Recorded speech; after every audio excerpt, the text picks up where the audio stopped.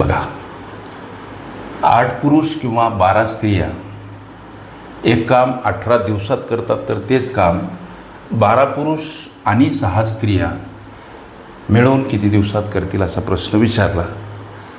लेकरांनो, इथं हा प्रश्न सोडवत असताना प्रश्न नीट बघा, उघडा डोळे बघा नीट या न्यायाप्रमाणे. इथं किंवा आणि इथं आणि लक्षात घ्या.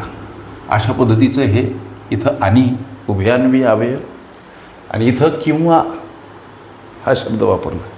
किंवा हा शब्द जेव्हा वापरला, हा किंवा काय म्हणते बघा, 8 पुरुष किंवा 12 स्त्रिया. या किंवाचा अर्थ असा की 8 पुरुष जेवढं काम करतात तेवढंच काम 12 स्त्रिया करतात.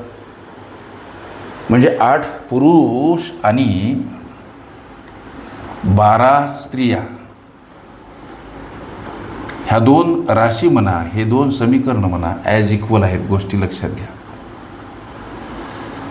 मग कोणाच्या तरी एका म्हणजे पुरुषाच्या कार्यक्षमतेमध्ये हा प्रश्न कन्वर्ट करा किंवा स्त्रियांच्या कार्यक्षमतेमध्ये हा प्रश्न कन्वर्ट करा. दुसऱ्या राशीमध्ये माहिती जी दर्शवली की बाबा तेच काम 12 पुरुष आणि हे आणि आहे बरं का, हे आणि आहे. दुसऱ्या राशीमध्ये जी दर्शवलेली माहिती आहे तेच काम 12 पुरुष आणि 6 स्त्रिया मिळून किती दिवसात करतील. पुरुषाच्या कार्यक्षमतेमध्ये जर प्रश्न कन्वर्ट करू गेलो तर ह्या 6 स्त्रिया म्हणजे किती पुरुष बाबा, हा प्रश्न आम्ही मनाशी केला पाहिजे. 8 स्त्रिया पुरुष, इथं पुरुष मांडा आणि इथं मांडा स्त्रिया. गोष्टी लक्षात घ्या सगळ्या आरामानं. गणित म्हणते की 8 पुरुष म्हणजे जर का 12 स्त्रिया आहेत, तर दुसऱ्या राशीमधल्या ह्या 6 स्त्रिया म्हणजे किती पुरुष बाबा. आम्ही आता हा प्रश्न पुरुषांच्या कार्यक्षमतेमध्ये कन्वर्ट करत आहोत. लक्ष द्या. मग करायचं कसं?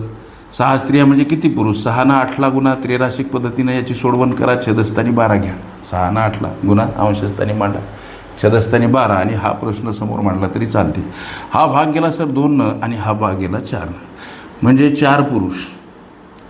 6 स्त्रिया म्हणजे किती पुरुष? तर 4 पुरुष. आता या गणिताला पुरुषांच्या कार्यक्षमतेमध्ये कन्वर्ट कसं करायचं?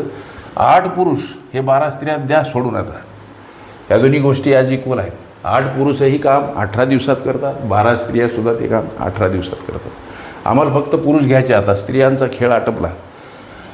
8 पुरुष काम 18 दिवसात करतात. पहिल्या राशीची ही मांडणी केली वाकसरनं. आता दुसऱ्या राशीमध्ये विचारलं 12 पुरुष आणि 6 स्त्रिया. 12 पुरुष आणि 6 स्त्रिया ते काम किती दिवसात करतील असा प्रश्न. मग आता हे 8 गुणिला 18 असेच मांडा. 12 पुरुष आणि 6 स्त्रियाचे पुरुष किती रे बाबा? 6 स्त्रियाचे पुरुष 4 हे इथं मांडा. अधिक किती दिवसात ते काम करतील? 8 गुणिला 18 असेच राहू द्या. ही बेरीज करा. 12 आणि 4 16 हा प्रश्न.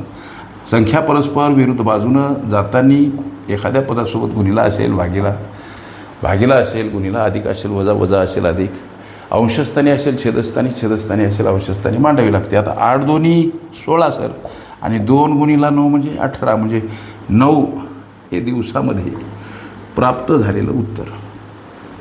12 पुरुष 6 स्त्रिया मिळून ते काम किती दिवसात करतील सर? 9 दिवसात. हे तुमच्या विचारल्या प्रश्नाचं उत्तर. ओके.